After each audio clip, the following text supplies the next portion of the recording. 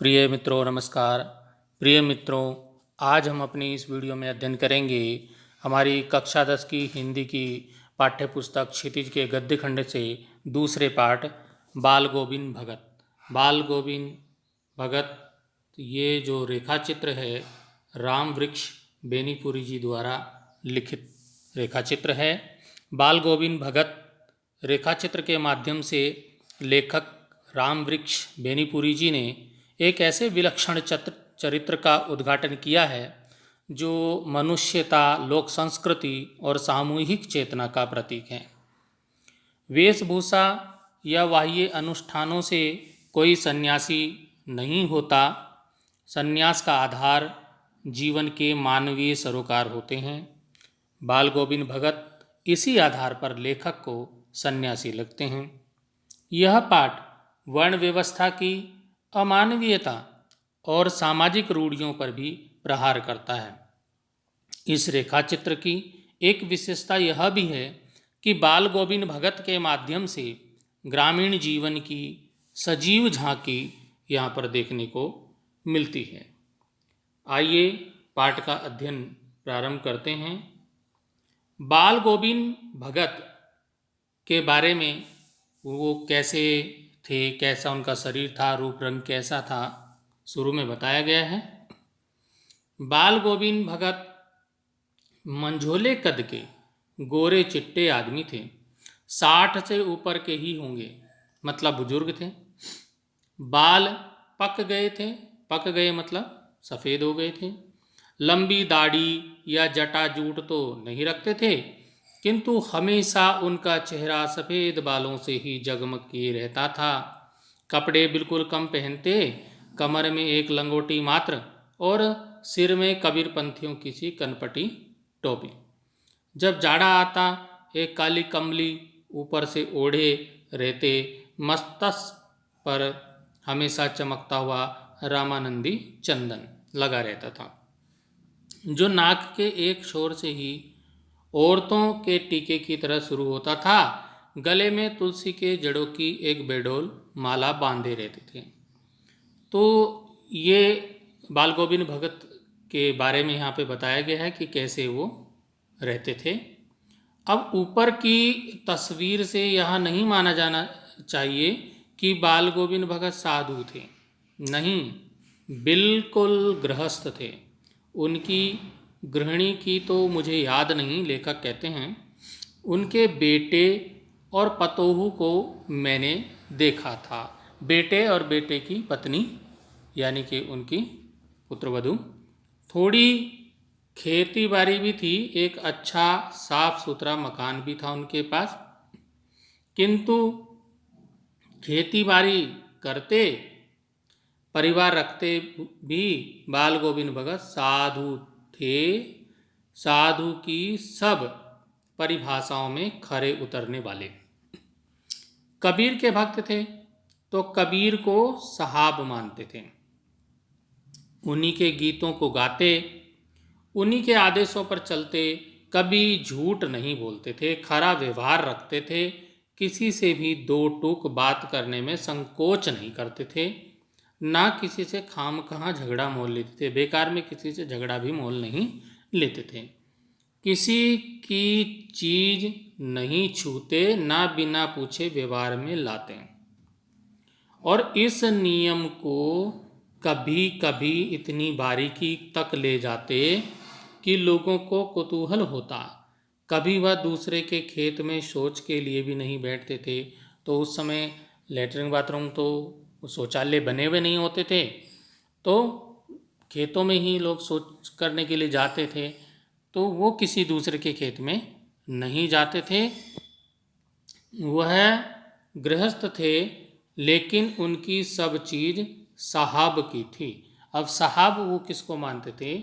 साहब यहाँ कबीर को उन्होंने माना है साहब।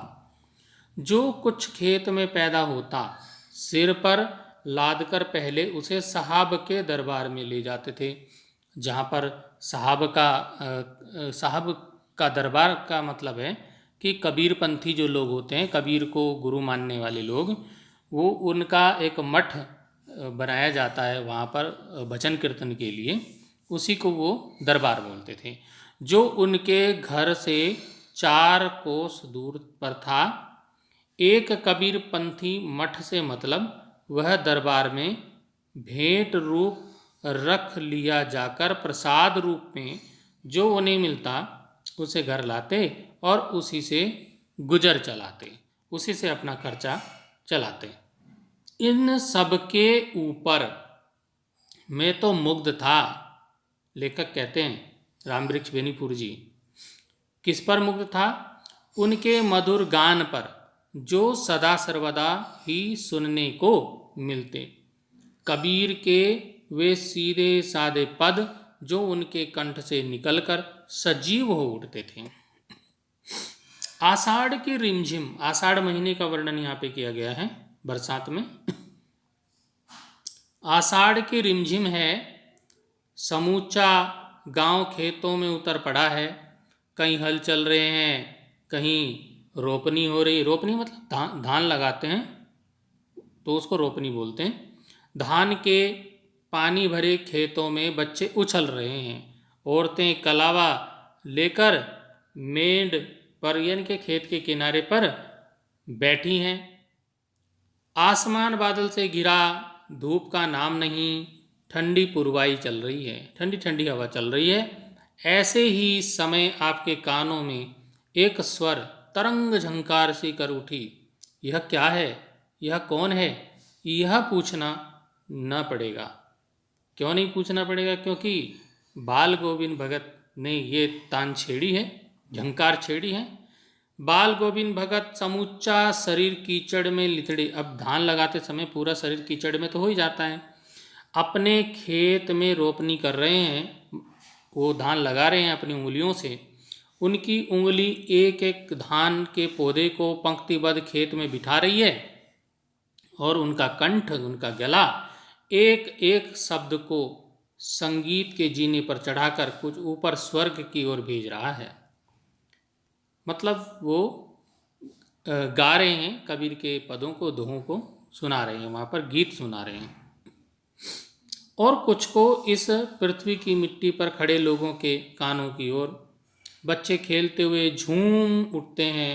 मेंढ पर खड़ी औरतों के होंठ कांप उठते हैं, वे गुनगुनाने लगती हैं। हलवाहों के पैर ताल से उठने लगते हैं। रोपनी करने वालों की उंगलियां एक अजीब क्रम से चलने लगती हैं। बाल गोविंद भगत का यह संगीत है, यह जादू है। भादों की, अब भादों का महीना आ गया है, भाद्रपद। भादों की वह अंधेरी अधरतिया, अभी थोड़ी देर पहले मूसलाधार वर्षा खत्म हुई है। बादलों की गरज, बिजली की तड़प में आपने कुछ नहीं सुना हो, किंतु अब झिल्ली की झंकार या दादुरों की टरटर, दादुर मतलब मेंढक, बाल गोविंद भगत के संगीत को अपने कोलाहल में डुबो नहीं सकती। उनकी खंजड़ी, जो उनके हाथ में बजाने वाली खंजड़ी, एक वाद्य यंत्र, डिमक डिमक बज उठती है और वे गा रहे हैं। गोदी में पेवा चमक उठे सखिया, चिहुक उठे ना। हाँ पिया तो गोद में ही है, किंतु वह समझती है वह अकेली है। चमक उठती है, चिहुक उठती है। उसी भरे बादलों वाले भादों की आधी रात में उनका यह गाना अंधेरे में अकस्मात कौंध उठने वाली बिजली की तरह किसे न चौंका देता। अरे अब सारा संसार निस्तब्धता में सोया हुआ है। बाल गोविंद भगत का संगीत जाग रहा है, जगा रहा है। तेरी गठरी में लागा चोर, मुसाफिर जाग जरा, मुसाफिर जाग जरा। कार्तिक, अब कार्तिक का महीना आ गया है। आया नहीं कि बाल गोविंद भगत की प्रभातियाँ शुरू हुई, जो फागुन तक चला करती। इन दिनों वो सवेरे ही उठते और ना जाने किस वक्त जगकर वह नदी स्नान को जाते। गांव से 2 मील दूर थी नदी। वहां से नहा धोकर लौटते और गांव के बाहर ही पोखरे के ऊंचे भिंडे पर अपनी खंजड़ी लेकर जा बैठते और अपने गाने टेरने लगते, गुनगुनाने लगते। मैं शुरू से ही देर तक सोने वाला हूँ, लेखक बताते हैं, किंतु एक दिन माघ की उस दांत किटकिटा देने वाली भोर में भी उनका संगीत मुझे पोखरे पर ले गया था। अभी आसमान के तारों के दीपक बुझे नहीं थे। हाँ, पूरब में लोई लग गई थी, जिसकी लालिमा को शुक्र तारा और बढ़ा रहा था।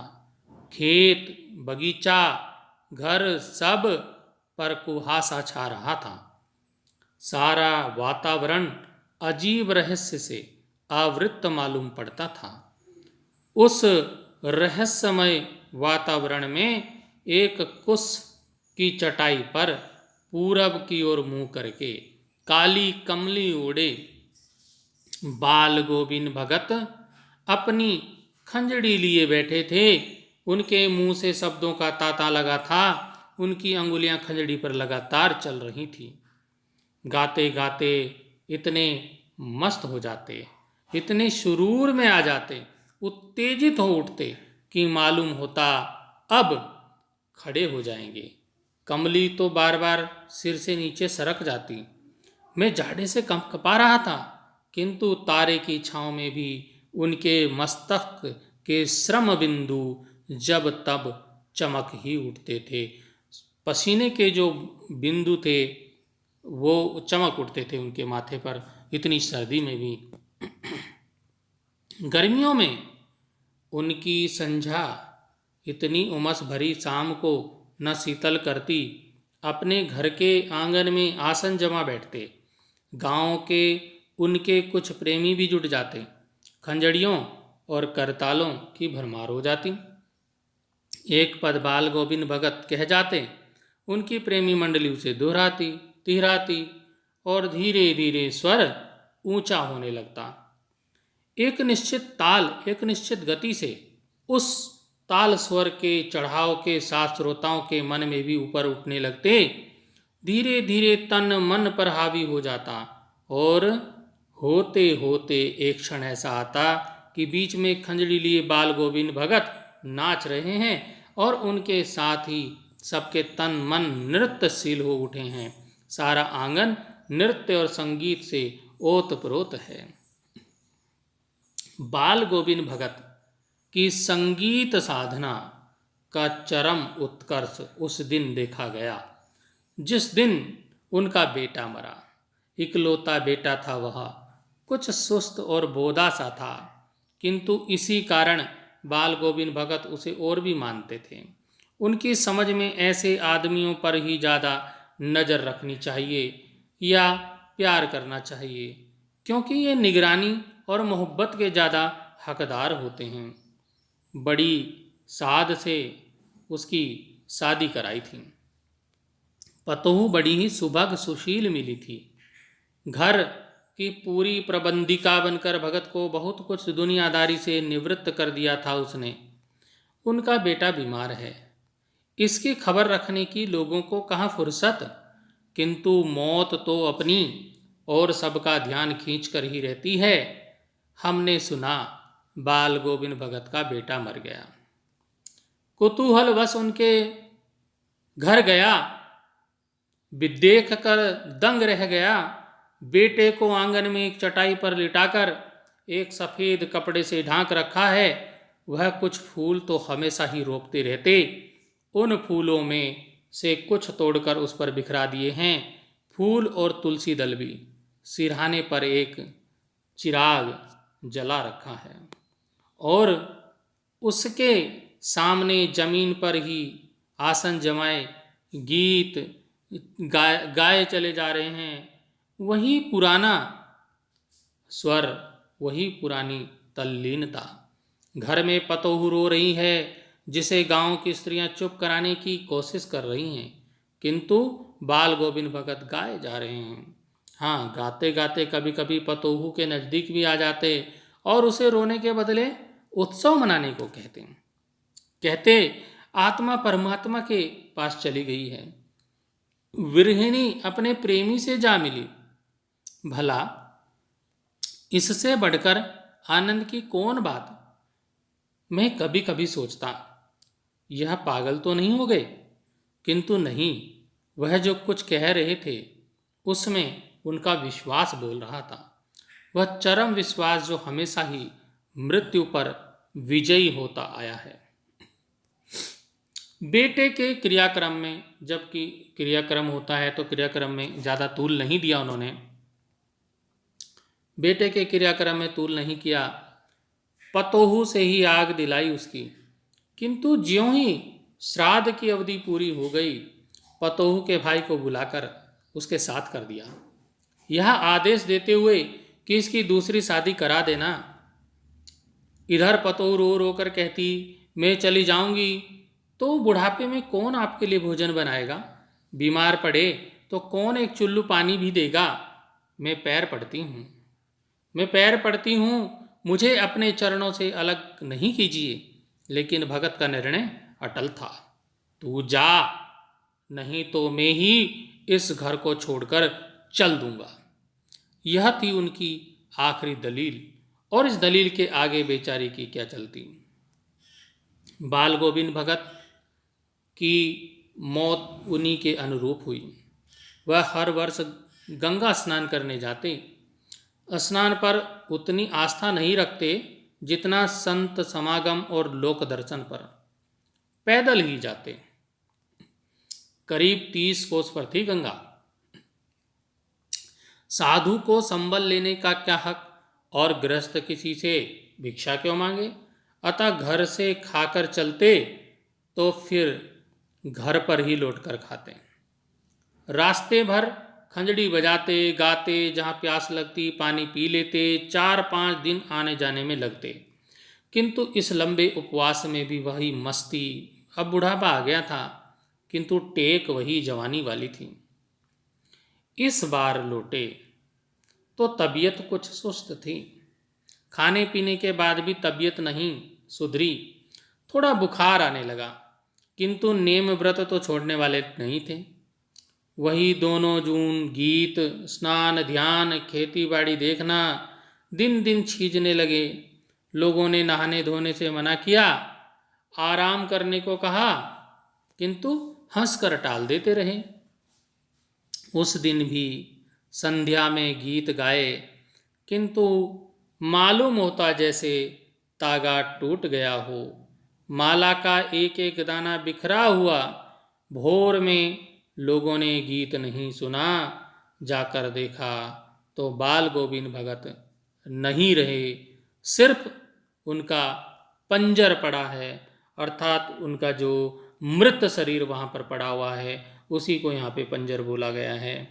तो बाल गोविंद भगत का जो रेखा चित्र यहाँ पर प्रस्तुत किया है राम वृक्ष बेनीपुरी जी ने, तो इस रेखा चित्र के माध्यम से लेखक राम वृक्ष बेनीपुरी जी ने एक ऐसे विलक्षण चरित्र का उद्घाटन किया है जो मनुष्यता, लोक संस्कृति और सामूहिक चेतना का प्रतीक है। और बाल गोविंद भगत के माध्यम से यहाँ पर ग्रामीण जीवन की सजीव झांकी देखने को मिलती है।